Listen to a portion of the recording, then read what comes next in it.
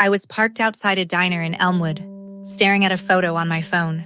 A torn crossword page. 3 words circled in red ink.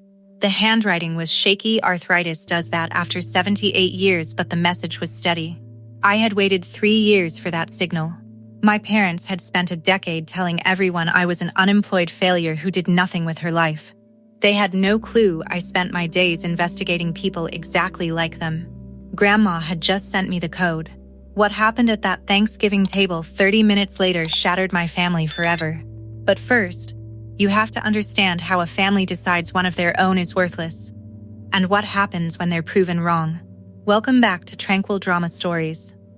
I'm Julia, 35. If you've ever been the one nobody believed in, stay with me. Most mornings I'm at my desk by 7. The office sits on the 4th floor of the Rutherford County Services building. Fluorescent lights, beige walls, a coffee machine that broke in March. The nameplate on my cubicle reads Senior Investigator, Office of Elder Justice. I've held that role for 6 years. Before that, I was a field worker for 10 years protecting older adults from financial exploitation and neglect. My caseload averages 14 active files. In a decade, my unit recovered over $4 million stolen from pensioners, savings drained by sons, deeds forged by grandsons, caregivers cashing Social Security checks. 53 cases closed with my name as lead. 53 families who got back their money, or at least, the truth. I can spot a forged power of attorney from 3 pages away. I read bank statements the way a mechanic reads an engine. Yet my own family knew none of that. They knew only one thing. Julia left Elmwood after high school and never came back to do anything respectable. That was enough for them. The crossword tradition began when I was 8. Every Sunday, Grandma Dorothy and I sat on the porch of the farmhouse, the same porch her father built in 1947, and worked the puzzle from the Elmwood Gazette. She let me hold the pencil and fill in the easy answers. 7 across, she'd say. Tenacity means you don't quit, even when the pencil snaps. Grandma taught 3rd grade for 41 years at Elmwood Elementary. She retired with a pension, a savings account built deposit by deposit, and the farmhouse on 60 acres that had been in our family for 4 generations. She was methodical. She paid every bill on the 1st of the month and kept receipts in a shoebox under the sink, filed by year. When I was 16 and my parents treated college like a foreign language, Grandma pulled me aside after Thanksgiving dinner. She pressed $500 into my hand cash from her own savings and whispered, "Don't tell your mother. She'll never understand, but I do." 4 years later, I had a social work degree. 2 years after that, a master's. At each graduation, Grandma mailed me a crossword with 1 word circled, proud. The puzzle became a language only we spoke. My mother, Diane, got pregnant with my brother Ethan at 17. She dropped out of community college 3 weeks into her first semester. That was 1990. For the next 35 years, she raised 2 kids, worked part-time at the church thrift shop, and watched other women finish what she couldn't. I don't think she ever forgave the world, and she never forgave me. She didn't hate me because she was cruel. She hated me because I had the thing she lost. A way out. When I left and didn't return with a husband or a visible job, her resentment hardened into something permanent. My father, Carl, drove long-haul trucks for 24 years. Then his back gave out 2 herniated discs. Surgery, therapy that insurance barely covered. His company folded. He filed for bankruptcy. Somewhere in the wreckage he found online gambling, and somewhere in the gambling he lost whatever savings remained. Carl wasn't cruel by nature. He was cruel by debt. He went along with Diane's story about me because it was easier than explaining his own failures. If everyone was laughing at Julia, the unemployed daughter, nobody asked where Carl's pension went. Then there was Ethan, 38, still living in Elmwood, still working at Miller's Hardware on Route 7. Ethan stayed. He stayed when I left, when Dad's company collapsed, when Mom moved back in with Grandma. In his mind, staying was loyalty. Leaving was betrayal. He wasn't wrong to feel that way, he was just wrong about what loyalty actually looks like. 2 years ago, I drove to the church potluck at Elmwood First Baptist, because Grandma had called during one of the brief windows when Diane was at the grocery store. "Come Sunday, sweetheart," she said with that quiet urgency I'd learned to recognize in my work. I brought a green bean casserole, Grandma's recipe. As soon as I walked into the fellowship hall, Diane spotted me. "Well, look who showed up," she announced to her Bible study friends. "Julia just sits in Ashton doing Lord knows what." The women gave those awkward, half-apologetic laughs. Ethan chimed in from the wall without looking up. "At least she found time to eat. Most productive thing she's done this year." I set the dish down, sat beside Grandma, and felt her hand grip mine under the table. Her strength was greater than anyone in that room knew. 18 months before the Thanksgiving that changed everything, the phone calls shifted. Every Wednesday evening after the news, Grandma would call from the kitchen phone while she wiped down the stove. Those calls used to run 40 minutes. Then they shrank to 15. Then 10. "Diane's here, I can't talk long." That phrase appeared in every conversation like a slammed door. Grandma could only call when Diane went grocery shopping, Wednesday mid-mornings, about 50 minutes. Outside that window, silence. One Wednesday she said something that made my neck prickle. "They changed my pills, dear. I'm not sure what I'm taking anymore." In my world, medication control is a red flag. I asked if I could visit. "I'd love that, sweetheart. But call first." I called Saturday. Diane answered. "She's resting." Sunday, same answer. I asked Ethan to check. His reply came back flat. "She's fine. Mom takes care of her. Just leave her alone." I had heard those exact phrases in 47 case files. I just never expected to hear them about my own grandmother. That Monday, I handled a case in neighboring Walker County, an 81-year-old widow whose nephew had been cashing her pension checks for 2 years. Standard playbook: isolation, financial control, manufactured dependency. I built the evidence chain in 4 days.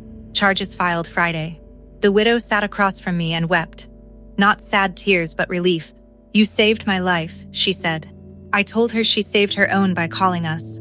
That's what I believe. That evening I checked my phone. No calls from Grandma. No messages from Ethan.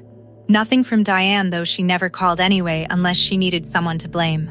I ate cereal on my couch and thought about the widow. She had a neighbor who noticed. She had me. My grandmother had none of those things. Because the people who should have been watching were the ones draining her accounts. Then Grandma's property tax went delinquent for the first time in 53 years. Public records, anyone can look them up. I typed Dorothy Vance, Rutherford County, into the state database during my lunch break. The result flashed. 6 months overdue. Nearly $5,000 owed on the farmhouse and 60 acres that had been in our family since 1947. Grandma had paid that bill every January like clockwork. Receipts in her shoebox dating back to 1976. I called Mrs. Elaine Harper, 74, who lived on the adjacent property. She and Grandma had been friends for 3 decades. Garden swaps, farmers market trips, the kind of neighbor who notices things. "Something's not right, Julia," she whispered. "Your mother doesn't let Dorothy leave the house anymore. I haven't seen her in the garden since spring. And Carl shows up 3 or 4 times a week, new truck, new boots. But the gutters on your grandma's house are hanging off the roof. New truck, new boots, delinquent taxes, dangling gutters." I wrote it all down. Not an official case file, yet just a concerned family member, doing what I'd tell any concerned family member to do. Document, then report. Mrs. Harper became our bridge. Every Wednesday when Diane drove to the supermarket in Ashton, Mrs. Harper slipped through the hedge gap and knocked on Grandma's back door. She brought a thermos of decaf and that week's crossword, then handed Grandma her phone. Our first real conversation in months lasted 11 minutes. Grandma's voice was thinner than I remembered, words tumbling out as if she were racing a clock. "Carl handles the money now, all of it. I don't see my own bank statements. Diane says it's simpler. But Julia, I never made a mistake with a bill in my life. She didn't know her taxes were overdue. Her arthritis medication, the methotrexate she'd taken every week for 6 years, had been switched without a doctor's visit. Carl picks up my pension checks from the mailbox. He says he deposits them. I haven't seen a deposit slip in 5 months. I recognized every pattern she described. but she wasn't ready to frame it as abuse. "I can't accuse my own child," she said. I'd heard that sentence in 80% of my cases. So I said, what I always say, "You don't have to accuse anyone, Grandma. You just have to let someone help." The following Saturday, I knocked on the farmhouse door. Diane opened it 6 inches. "What do you want?" I kept my voice professional. "I'd like to sit with Grandma on the porch for half an hour. She's tired. She doesn't want company." Behind her, a game show blared at full volume, the kind of programming Grandma had always despised. I said I'd wait. Diane's jaw tightened. "Suit yourself." She shut the door. I sat in the wicker chair where we used to do crosswords and took in the dead garden tomato cages rusted. Herb bed buried in crabgrass. 2 hours later, Carl pulled up in a shiny pickup, wearing a jacket with tags still on the sleeve and boots that had never seen a day's work. "Go home," he said. "Nobody asked you to come." I looked at his jacket, at the sagging gutters, at the garden my grandmother had tended for 40 years. "Nice truck, Dad." He didn't answer, just went inside. That's when I stopped knocking politely. "Mrs. Harper had a key no one else knew about, not a house key. A financial one. 10 years earlier, when Grandma was still sharp and thinking ahead, she'd opened a secondary savings account and put Mrs. Harper on it as a co-signer. About $9,000, untouched for years. Mrs. Harper checked the statement, 3 withdrawals in 2 months, $500 each. All from the ATM on the route Diane took to the grocery store. Diane had figured out the PIN. Mrs. Harper met me at a coffee shop in Ashton and slid the statement across the table. Her eyes were wet. "Your grandmother saved that money for 30 years. She used to call it her running away fund." I folded the paper carefully. First piece of evidence. Not the last. The next morning, I sat across from my supervisor, Mark Simmons, a 20-year veteran who'd seen everything. "I need to file a third-party report," I said. "The alleged victim is my grandmother." Mark leaned back. "Conflict of interest." "I know. I can't be lead. I'm requesting investigator Renee Carter take it. I'll provide initial intelligence and step back." Renee was meticulous and thorough. She'd handle it right. Mark studied me. "How long have you known?" "Suspected 18 months. "Known a few weeks." He pushed the form across the desk. I had filled out hundreds of these, but writing Dorothy John Vance, 78, Elmwood, Rutherford County in the victim field felt like carving it on a headstone. I signed. Renee had a new case by lunch. Renee moved fast. The subpoena returned in 9 days. When the sealed envelope arrived, she called me into the conference room and closed the door. "It's worse than you thought." She spread 28 pages of statements across the table. 2 years earlier, the account held $132,000, Grandma's entire working life. Now, systematic withdrawals told the story. Monthly transfers of $2,000 to Carl, labeled household expenses. Charges for a water heater and roof repairs that were never done. The old heater still sat in the basement. And the gutters still hung loose. Checks written to a medical billing company that didn't exist. Total missing, approximately $126,000. The power of attorney had been signed during a pneumonia hospitalization. Diane brought the papers and called it temporary. Grandma never got them back. And while Carl bought a new truck, Grandma's arthritis medication went unpaid for 4 months. The pharmacy had cut her off. Renee left me alone with the pages. That night at my small apartment in Ashton, I read every line. The final balance, $3,287. 40 years of chalk dust and lesson plans, reduced to a number that wouldn't cover 3 months of her medication. I called Renee. "How fast can we move? If someone you love is being drained by the people who should protect them, you know that cold, quiet understanding that you have to do something. Keep watching, the crossword puzzle hasn't arrived yet." Renee and I met with the assistant district attorney, a sharp former public defender named Laura Chen. Renee presented the evidence. Bank statements, the fraudulent POA, Mrs. Harper's affidavit, pharmacy records, my documented call logs. Laura reviewed everything for nearly an hour. "You have enough for felony financial exploitation and fraud," she said. "What we need is direct confirmation from the victim that she didn't authorize these withdrawals and that she's being isolated. I told her my mother controlled all access. We can get a welfare check, but they'll coach her before the officer arrives. Laura nodded. Then she needs to reach out voluntarily. That's when I thought of the crossword 3 words circled in red. A code Grandma and I had set up 5 years earlier when I first explained what elder exploitation looked like. She'd laughed then. Who would steal from an old school teacher? I hadn't laughed back. I called the farmhouse that evening. Diane answered. Hi, Mom, I'd like to talk to Grandma. She's watching her shows. I'll wait. Diane launched into the same script. Julia just sits in Ashton doing Lord knows what. You had scholarships, degrees, all that education, and you did nothing with it. At least Ethan stayed. I recorded the call, a habit from work. And in a one-party consent state, it was perfectly legal. She refused to put Grandma on.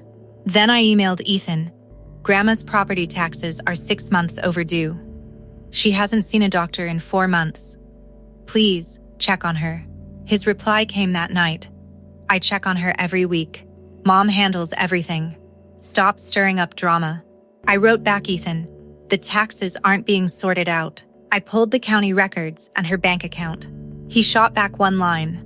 You don't get to care now. You abandoned us. My brother wasn't evil. He'd never stolen a dime. But he'd been fed a simpler story. Julia left. Julia failed. And believing it protected his own sacrifices. He wasn't protecting my parents. He was protecting the only version of reality that made his choices feel meaningful. Then, Mrs. Harper called at 9 one evening. Julia. Dorothy fell in the bathroom last Tuesday. Bruised hip, bruised hand. Diane didn't take her to the hospital. She can barely hold a pen. My stomach dropped. I'd written those exact words in a dozen neglect reports.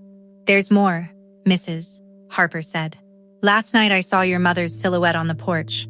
She was sitting alone in the dark, holding a picture frame, crying hard. Then, she wiped her face and went back inside. I knew the photograph. Grandma's living room wall still held Diane's high school graduation portrait from 1990. Black cap and white tassel, a smile full of hope. That portrait reminded Diane every day of the life she almost had. I felt something shift. Not forgiveness, I was miles from that, but recognition. My mother had been broken by a choice made for her at 17. And she'd spent decades breaking everyone around her to even the score. 3 weeks before Thanksgiving, the signal arrived. Diane left for the grocery store at 9:15. Mrs. Harper slipped through the hedge by 9:20. She found Grandma at the kitchen table with a creased crossword page spread flat before her, hidden under the mattress. Waiting. 3 words circled in red ballpoint. The ink pressed so hard it dented the paper. Help. Trapped. Call. And one more word circled shakily at the bottom. Thanksgiving. Mrs. Harper photographed it and texted me. I was at my desk when the image came through. My hands didn't shake. I had trained for exactly this moment, the coded plea from a victim who found the courage. This one was from my 78-year-old grandmother, with a bruised hand that could barely grip a pen. I walked to Renee's cubicle and set my phone on her desk. We have it. She's asking for help. And she wants us there on Thanksgiving. That afternoon, Renee, Laura Chen, and I met in the Dawes office. Laura studied the crossword photograph. She chose the day. The entire family will be present. Efficient. And it protects her from post-event retaliation. She signed the emergency intervention authorization. Renee would serve as lead apps officer. Deputy Leah Foster, from the Rutherford County Sheriff's Office, a 13-year veteran, would provide security and serve any orders. I would be there as family. Technically, I had no official role, but everyone knew why I had to be in that room. Grandma had sent the signal to me, the granddaughter she'd handed $500 to 2 decades ago. The one she trusted to understand 4 words circled in red. The 3 weeks crawled. I prepared 3 sets of every document, organized in a folder labeled only with a case number. At night, I'd review the bank statements again, making sure every number was airtight. I didn't hate my mother, I just needed her to stop. Mrs. Harper called with updates. Dorothy hung her blue Sunday dress on the closet door. She wants it ready. She knows you're coming. 10 days before the holiday, Mrs. Harper forwarded me Ethan's group text: aunts, uncles, cousins, everyone except me. Thanksgiving at Grandma's, Thursday 11 a.m. I'm doing the turkey. Let's give her the dinner she deserves. 24 people confirmed. I smiled. I didn't need an invitation. On Tuesday, I checked into a motel on the same parkway where Diane made her ATM withdrawals. Thanksgiving morning, I put on my gray blazer, the one I wore to court and to victim interviews. Blazer meant business. I met Renee and Deputy Foster at a diner at 10:15. Renee laid out the timeline. We arrive at 12:30, family seated. Deputy Foster glanced at me. You sure about the timing? Thanksgiving dinner? I set down my coffee. My grandmother chose the day. I'm honoring her choice. At 12:15, we drove in a quiet procession past the elementary school where Grandma taught, closed for the holiday. Past the church where the same pastor who'd laughed at Diane's jokes was probably already saying grace. Past the hardware store where Ethan still believed his sister was the problem. Smoke rose from the farmhouse chimney. Laughter drifted through the walls. 6 vehicles crammed the gravel driveway. I parked by the mailbox. Renee and Deputy Foster flanked me as I walked up the porch steps. I knocked 3 firm, professional raps. The kind that says, "This conversation is happening whether you're ready or not." Ethan opened the door, dish towel over his shoulder. Hosting smile. It died the moment he recognized me and saw the app's badge on Renee's lanyard and the deputy's uniform. What is this? Hi, Ethan. We need to come in. Deputy Foster stepped forward. Sir, we're here on official business. Ethan stepped back automatically. We walked past the coat rack, past the graduation portrait Grandma had kept for 34 years. The dining room opened before us, a long table set with the good china. 24 people around a steaming turkey, cranberry sauce, sweet potato casserole. At the far end, in a blue Sunday dress, sat my grandmother. She saw my blazer and smiled. The room froze. Fork stopped midair. Diane stood at the head with a carving knife and fork. Carl's wine glass halted halfway to his lips. Renee stepped forward and set the app's investigation notice on the table. My name is Renee Carter, Adult Protective Services. We have an active investigation into the financial exploitation of Dorothy Jean Vance. Over the past 24 months, approximately $126,000 has been withdrawn from her accounts, traced to Carl and Diane Vance. The words hit like stones dropped into still water. Aunt Margie's hand went to her mouth. Uncle Greg leaned back. Cousins exchanged glances. Diane set the carving knife down slowly. This is Thanksgiving, my mother's dinner. You can't come in here. Deputy Foster said, Ma'am. Please have a seat. Renee fanned the bank statements across the table between the turkey platter and dinner rolls, each page visible to the family. These document systematic withdrawals, monthly transfers to Carl, charges to a phantom medical billing company, payments for repairs that were never done. She pointed toward the broken gutter visible through the window. Carl's hand shook so badly that wine sloshed onto the white tablecloth. Dorothy wanted to help. He stammered. Renee cut him off. Mrs. Vance's arthritis medication has been unpaid for 4 months. Her pharmacy discontinued it. Her property taxes are delinquent. The power of attorney was signed during hospitalization and never reviewed. Carl looked like a man standing on a trap door that had just swung open. Diane wheeled on me, eyes wild. You did this. You called the cops on your own mother. I met her gaze, voice level and clear, the same voice I use in courtrooms. I didn't call the cops, Mom. I am the investigation. The room inhaled. Every person who'd spent a decade hearing I was nothing stared at me. My name is Julia Vance. I'm a senior investigator for the State Department of Elder Justice. In 10 years, my unit has closed 53 financial exploitation cases, recovering over $4 million. You always said I sat in Ashton doing Lord knows what. I looked directly at Diane. Lord finally knows what I do. She exploded. A chair crashed. She screamed, hands shaking, face crimson, while I stood still. I've stood in the center of rage before. The first lesson of crisis intervention is that power doesn't come from volume. When she ran out of words, Carl tried again. This is a family matter. Dorothy asked us to manage things. Renee didn't blink. The power of attorney was executed during a pneumonia hospitalization.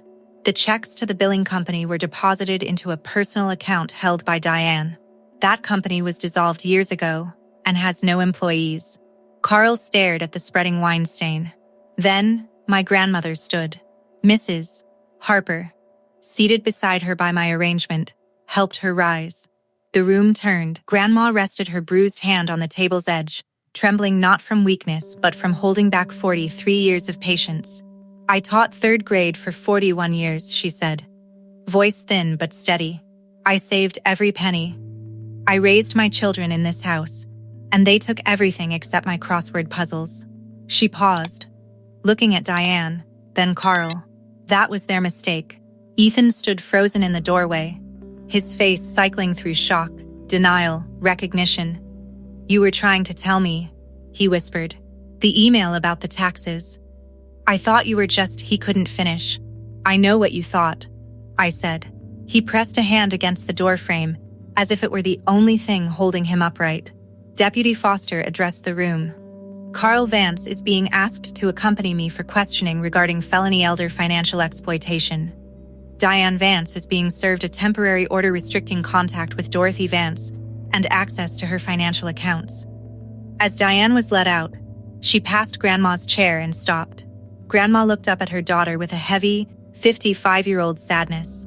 I kept your graduation photo on the wall all these years, Diane. I was so proud of you. Diane's face crumpled tears of someone caught. Not sorry. I know the difference. I've seen it over 50 times. 3 months later, Carl accepted a plea deal, felony elder financial exploitation, 2 years supervised probation, full restitution of the traceable funds, a permanent no-contact order. His attorney argued hardship. The judge noted the new truck purchased while his mother-in-law lacked medication. Diane's trial lasted 4 days. The jury returned guilty on financial exploitation and theft. Sentencing is pending, and the restraining order holds. Grandma's power of attorney was revoked. Her accounts were restored to her control. The balance will never reach what it was. But the bleeding stopped. I paid the property taxes myself, and Grandma insists on repaying me $12 a month, because that's who she is. Her medication was reinstated. A home nurse visits, and Mrs. Harper comes by daily. Ethan was silent for 2 months. Then, on a Sunday in late January, an email arrived with no subject line. I'm sorry. I should have listened, I replied. Come have dinner with Grandma. She misses you. He brought flowers and a puzzle book. Grandma made him sit in the wicker chair and wouldn't let him leave until he finished the first crossword. He got stuck on 7 across. She helped him. By April, dogwoods bloomed along Route 7. I drove to the farmhouse. The gutters had been replaced. Ethan did it over 3 weekends. The garden was returning. Tomato starts. Basil along the fence. The herb bed weeded. On the porch sat Grandma in a blue cardigan. Coffee on the armrest. The Sunday paper open. I sat beside her. She handed me a pencil. We worked in silence. Cardinals calling from the cedar tree. She tapped a clue. 9 letters. What you build when no one is watching. I smiled. Character, Grandma. She nodded and filled it in. I knew you'd get that one. If you've been underestimated and silenced, know that your quiet strength is being built in ways they can't see. If this story resonated, please like this video and subscribe to Tranquil Drama Stories for more true stories of hidden courage. Share this with someone who needs to hear it. And tell me in the comments, have you ever been judged for something you were silently fighting? I'd love to hear your story. On this channel, silence always finds its voice.